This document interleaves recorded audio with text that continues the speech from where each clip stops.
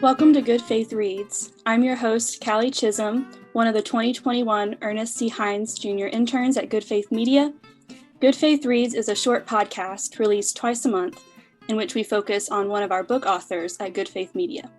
We've published more than 100 titles under our Nurturing Faith book imprint, and we invite you to check them out at goodfaithmedia.org/bookstore. Today's guest is John Roebuck, author of Creating Space, and he is joining us remotely from Nashville. John, welcome to the podcast. Callie, thank you. Thank you for the invitation. I'm looking forward to our time together. Me too. So let's just dive right in. In your book, you write about 5 different types of space. Could you summarize those for our listeners? Yeah, it's sort of a progression of thought in terms of how we begin to build and structure relationships and how they gain greater momentum and depth. So the 5 spaces, it really begins with what we call simply physical space. And the idea behind that is until we're intentional about inviting people to come into where we are, where we live, where we work, how we function, that's the first step. A lot of us never even get beyond that. It kind of depends if you're an extrovert or an introvert, but it all begins with the willingness to say, I want to create a relationship. And in order to do that, I have to create physical space. And that might be an open door to my office. It might be an empty chair at the table where I'm having lunch. It might be, an invitation, just join me in my driveway as we're just kind of talking as you're walking your dog or whatever it might be. So we begin with physical space. And once we have created that and allowed that to happen, that blends into conversational space. And conversations can go in a dozen different directions. Most of the time when we begin to engage new relationships, conversations are very much on a shallow level. We just talk about the weather. We talk about what are your plans for the weekend or how's your mom and them, those kinds of things. But if you talk often enough and consistently enough, then things begin to grow a little more deeply in the relationship. You go from those simple conversations to things that begin to have a little more gravitas, a little more depth to them. And so that's the third space that we create. And that's that relational space. Relational space is when we are willing to let ourselves go a little deeper in the relationship building. It's where we begin to build what I call relational equity. We've spent enough time with this person. We've talked long enough. We've been in each other's presence long enough that we really have formed a relationship. It's more than just a casual acquaintance, a neighbor we might wave at. It really goes to becoming more of a friendship where we have a lot of dialogue and we begin to hear and listen to each other. And so after you've created that relational space, then you get to what I really think is the sweet spot of relationships. And I call that redemptive space. And redemptive space is when we know each other well enough and when we've logged enough time together that we really are able to redeem each other. We're able to hear each other. We're able to heal each other. We cry together, we laugh together, but we create this wonderful place of intimacy where we really kind of do as Galatians 6:2 states, where we carry one another's burdens and we so fulfill the law of Christ. It's that point of depth where we really begin to understand and we listen and we don't just share opinions. We really want to talk and evaluate where the relationship's going. And then the fifth space that I suggest that we create is reflective space. One of the things I think we often don't allow ourselves is the time and energy to really reflect on what is being done or what's going on in our world. And so if you have entered a relationship and if a friend has unloaded something on you, do you have the time to really sit back and think about that and say, all right, what does that mean? Why did God put that person in my path today? Why do I know about that situation? What is the intended conversation? What does God want me to do in that moment? Or how does it affect my life? Was I responsive to the extent that I should have been? Did I react appropriately? Am I willing to go even deeper and invest more with this individual? So those are the 5 main spaces. And again, it's an easy sort of stair step down. You go from physical to conversation to relational to redemptive and then to the reflective space. That's great. So where did you get the inspiration for creating space? It sort of all began in my mind. It was actually pre-pandemic. The book was actually finished before the pandemic broke out. But even then, I just noticed this horrible disconnect and divisive spirit within our culture where people become very siloed They're siloed in their political opinion, in their religious beliefs, in their regional attitudes about different things. And so I began to wonder, how can you ever begin to bridge gaps? How can you ever begin to build relationships? And it began to dawn on me that if we're made in the image of God, some of the things that God is able to do, we should be able to do. And God certainly is a God of creation, a God who is able to separate the dry land from the sea, a God who made space for plants to grow and for animals to thrive. And so I think he put that in us. And that was part of my inspiration to think that God has created us as human beings with the ability to create space. We can make room for other people. We don't have to have a limited number of relationships or a limited number of friendships. We have the ability to expand who we are and to reach out and broaden that. And so kind of based on the idea that God creates space and that we need space for that to happen, I just began to think about some of the need for civil, rational, respectful dialogue that needed to happen and needs to happen in our culture. And how do we create that? And my thought was it has to be a very intentional step. No one's going to call you up today, for example, and say, hey, let's have a relationship and let's solve each other's problems. But when you begin to say, look, I'm open to having you come into my office. I'm open for a dialogue. I will give you time. I will give you some of my energy. Then you begin to see how that begins to unfold a little bit. So the inspiration was, how do we begin to connect people who are becoming more and more disconnected all the time? You mentioned that you wrote this book before the pandemic. How do you think the pandemic is affecting that? Well, I think one thing, it affected the timing when the book actually dropped, because the book really invites people to gather with other people, and all of a sudden we couldn't gather with other people. So I'm hoping that it will continue to have more value as the world opens back up, and I hope this Delta variant interruption is brief. I mean, it's obviously very prevalent right now and very powerful, and we need to do all we can to get our arms around that. But I do think I've noticed, at least in the pandemic, even greater divisiveness. I mean, people are arguing over masks and whether or not you should get a vaccine. And there's just this level of anger that's all across the culture. And it doesn't matter what side you're on politically or anywhere in your thinking. It's how do we re-engage people? And so I think the book actually has the potential to be an even greater source of information and help to say, here's how you can begin to build relationships with people with whom you vastly disagree, or that have relationships that have been broken. How do you begin to piece them back together? Well, you are currently the executive director of the Reverend Charlie Kirb Center for Faith Leadership at Belmont. And I really enjoyed learning about your experiences with facilitating and creating conversational space with people from all walks of life in that role, which kind of hit home for me because I currently work for a program at East Tennessee State University called Diversity Educators. And we also try to create those kind of spaces for difficult conversations about identity and culture. So can you talk a little bit about your work at Belmont and maybe share an interesting story that has come about that work? Yeah, it's really, it's an interesting thing. I was asked by our university president 5 years ago to sort of begin this program. And really the elevator speech is, we try to teach faith leaders, however you want to define yourself as a faith leader, to be relevant to culture, to be relational to community, and to be resourceful in how you go about funding the programs and things that you do. And so one of the things that it has allowed us to do, it has allowed me to break down a lot of barriers between various denominations. And so my program is very ecumenical in nature. We have people from all different religious and Christian stripes in particular.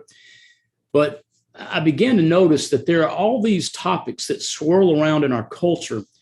And because they are in our culture, they affect the life and ministry of the local church. And so I began to think, how could we actually gather people together in a space? How could we create a space for that kind of conversation to happen? Something that would be non-competitive, non-threatening, but just to gather faith leaders in a room and say, hey, how are you handling this? Or what is your approach to this particular topic? And so we began structuring roundtable conversations. We literally would gather 20 people around a big table, and I would lead a discussion. And if it was something I was not particularly well versed in, I would have a specialist come in, or we'd do a panel discussion. We've held about 30 of those now in 5 years I've been in this. And we have talked about everything from caustic politics to gun violence to immigration. We've taken on the LGBTQ, transgender kind of relationships. We've talked about abortion and gentrification and hunger and if it's out there, we're talking about it. And one of the things that's really nice about the way my program is structured is I have an awful lot of flexibility and a lot of agility. That if I begin to see a need, if I begin to think of something that is impacting the life and work of the local church, it's a very short run to think about, here's the need, and I can put something together very quickly to begin to address that. Doesn't mean that we're going to always be able to provide all the answers, but the idea, again, is that if we create space for the dialogue to happen, we really begin to resource and learn from each other. It becomes a really helpful thing. In fact, I just did a program yesterday on discouragement as a leader. How do you fight off discouragement? Those kind of conversations just have been really helpful and really kind of go hand in hand with what the book's about. Is just creating the moments, the time for that to happen. Do you have any advice for facilitating discussions that you could share that you've learned over the course of your time in this role? Yeah, I think one is in the creating of space for dialogue to happen, it does take a facilitator who has an open-mindedness, someone who is not going to let one particular person dominate the conversations that are out there, but to give balance and let each side be heard. I think there's a sense of risk that's a part of that. I mean, if you bring in 20 people in a room and say, hey, we're going to talk about politics today, you better be ready for some divergent opinions that may get angry at times. One of the things I wrote about in the book was I was hosting a group one time on Diversity Day, a program here in Nashville.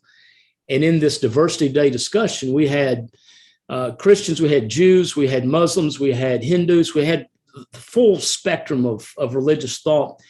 And it was so interesting to see how the various religious groups had a lack of tolerance for each other. And just to be able to kind of keep everybody at arm's length and say, hey, we're going to treat each other as friends here. We don't have to agree on everything, but we do have to agree to be civil. And so I think that's part of what you learn is to know that not everyone's going to agree when you get in the room. Not everybody's going to agree with you as a leader in the positions that you might be taking. And that you might even get some shots from outside. People, well, I don't even know why y'all are talking about that. That shouldn't be talked about at a Christian university. And, again, you just remind people we're here to grow and learn. And how we're going to do that if we don't listen to each other. Great. Thank you. We'll be right back in 30 seconds with more of Good Faith Reads.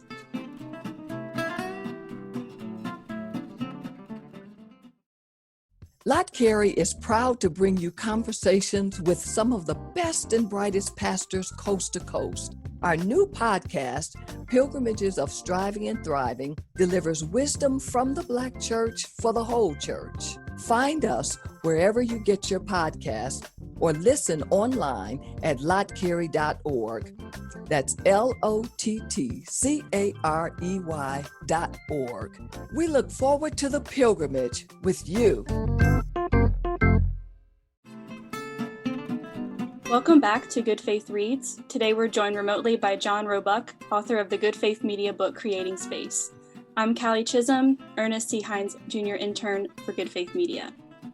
John, in the book you write about carving out time for reflective space in the midst of an incredibly demanding work routine and schedule and how hard it can be to rest when you feel overworked. Can you share or talk about how you balance your work responsibilities with your desire to write without experiencing burnout? Yeah, that's a great question. It's something we all struggle with is time management, right? How do we get into our schedule, all the things that we try to get in? And part of that is, a prioritization. In other words, is it a priority to write? Is it a priority to think? One of the things that we are bad about, I think, as individuals is we're so immersed in our work ethic and we just go, that we don't schedule our free time or our reflective time with as much intentionality. And so one of the things I think has to be built into your daily planner or your scheduler is when is that me time? When do I have that time to kind of sit back and think and reflect for a minute? I had a seminary professor, Dr. Wade Roebuck. He used to teach us that everybody needs to recess daily, relax weekly, and retreat monthly. And by that, he meant, every day there ought to be some time for yourself, whether it's 15 minutes or 20 minutes, doesn't have to be a long time, but a little time just to regather, to think, to alter the pace a little bit. I found it extremely helpful just to take a little stroll around campus, just to clear my mind and to get kind of ready to refocus when I get back into the office. I do try to take very seriously a day off each week. A wise friend of mine once said, if you don't plan your free time, somebody else will. And a lot of wisdom in that, because even on the days that you quote are going to be your days off, if you're not really intent on keeping that as your day off, somebody will always say, hey, we're pulling in. Can we pull you in on a meeting, or can you meet us? So you just got to be really careful about that. And so I think for me, it's a discipline of saying, I can't do everything that I want to do if I don't schedule that out. And for me, in writing this book and other books that I've put together, it's being able, and I have a real luxury. I have the opportunity, at least for the first 30 minutes or so that I'm in the office every day, I can schedule out everything else. So I just have time to read, think, and write. And that's been very helpful. But again, it's about intentionality. There's a priority. If you want to get this done, this is what it's going to take. And when I was a pastor for 32 years, you tried to carve that out during the week, and some weeks you got it done and some weeks you didn't. And you found yourself, feverishly writing on Saturday night to get that sermon finished up. So I have a little more of a relaxed schedule now, which is helpful. But again, it's not going to happen without, making some things a priority. Yeah, I agree with that. And I think there's a lot of people now that are trying to make, mental health and, personal time more important and more of a priority. And so I really enjoyed what you wrote about that. You also write about redemptive space, and you have a lot of great stories in this book. And I was particularly captivated by one you told about Mark, who called your church for guidance and counsel, and he was on the phone with a woman named Ruth. Yeah. So could you share that story with our listeners? I think it's a great example of that redemptive space that you write about. Yeah, it is a great story. When I was at Woodmont Baptist here in Nashville, senior pastor for 17 years, we were on live TV. And so we actually, on our television broadcast, on the bottom of the screen, there would be the number, right? And we would encourage people to call the number on the screen. And so we had a very dedicated group of volunteers who would man the phones during the service every week, and they would, respond to people when they called. But this guy named Mark showed up one time, and Mark's story was Mark grew up in a compound, literally sort of like you would envision a compound up in Ohio with a very restrictive sort of environment. His father was mentally and physically and verbally abusive to him. And so Mark had made up his mind that when he got old enough, he was going to try to get away from his father, and literally dug out a little trench under a fence and crawled out one night when he was 18 years old, had some friends on the outside to pick him up, and he made his way as far away from his father as he could. He went all the way out to California, and really trying to escape that painful life that he'd been through. And so, he was alone. He was scared, didn't have a lot of money, didn't have friends. And so he kind of fell victim to a lot of things, and he got into a lot of addictive behavior. The drug crowd took him in pretty quickly and got him hooked. And then he tried, he went from one drug to, went from alcohol to harder drugs. And then he had to come up with a way of paying for that. And that led him to all kinds of trouble.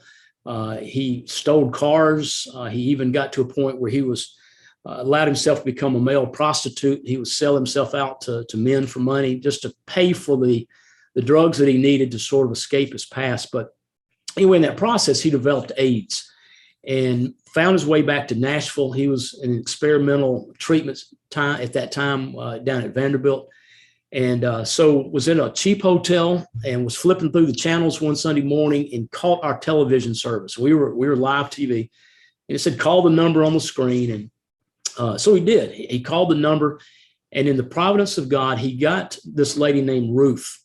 Ruth and her husband were career missionaries in Africa, and quite honestly had one of the most kind and gentle hearts of anybody I've ever known.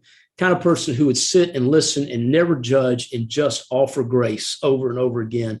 And so she started talking to Mark. And he started calling every week, and she kept inviting him to come to church. And some days he thought about it, some days he didn't, but he finally started coming. And some days he would reek of alcohol and cigarettes, and some days a little more put together. But he came and started sitting on the back row, and then started moving a little closer to the front.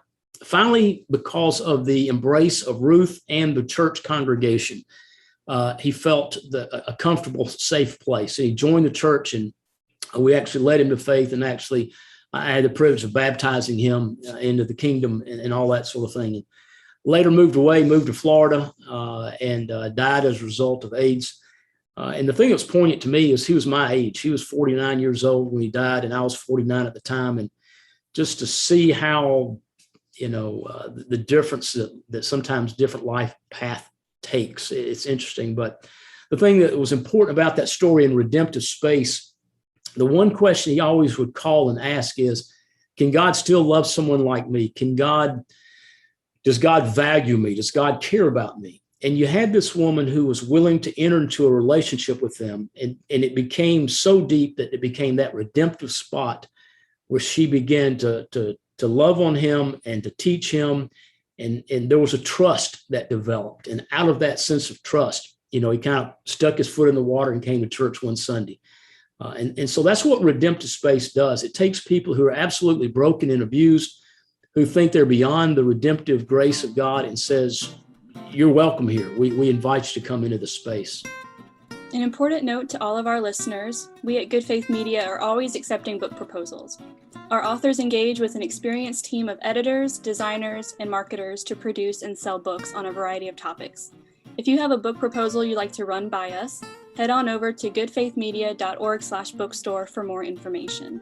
That's goodfaithmedia.org/bookstore. So John, I wonder if you would read for us a sentence or two from the book that you think is critical for listeners to hear, whether that's because it's representative of the book or because you think it's especially important for people to hear right now. It's a dangerous thing to ask a preacher author to say, hey, just give us a few words, because that's usually about 20 minutes in our our world. But I have selected a passage out of the chapter on redemptive space, because to me, that's really the heart of what the book is trying to say. So here's what I would read for you today. It's a little longer than 2 sentences, so forgive me. Fine, that's all right. I ask in the book, what if each of us could learn how to create such a place of welcome, a place of non-judgment, where helpful thoughts and prayers and listening compassion are in the places where we live? What if each of us was willing to invest deeply in the life of another? What if we were willing to give away some of our life in order to help others reclaim a little of theirs? The creation of such a space is deliberate, willful, and time-consuming. It takes acceptance. It takes attention. It takes listening. It takes compassion. It takes a non-judgmental spirit. It takes investment. The goal of redemptive space is not to tolerate or accept or sanction someone's poor choices or past mistakes. It's not about creating a surface level feel good about yourself moment.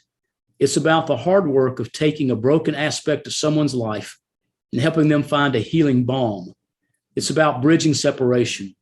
It's about swapping self-loathing for a healthy self-loving reality. It's about turning bitterness into joy and shame into esteem. It's about teaching someone to speak a new language of hope and renewal rather than the abusive words of shame and sorrow. Thank you so much for reading that. Our guest today on Good Faith Reads has been John Roebuck, author of Creating Space. The book, along with more than 100 other titles, is available as both a print book and ebook at goodfaithmedia.org/bookstore. John, we appreciate you being our guest today. Kelly, thank you so much. I've enjoyed the time.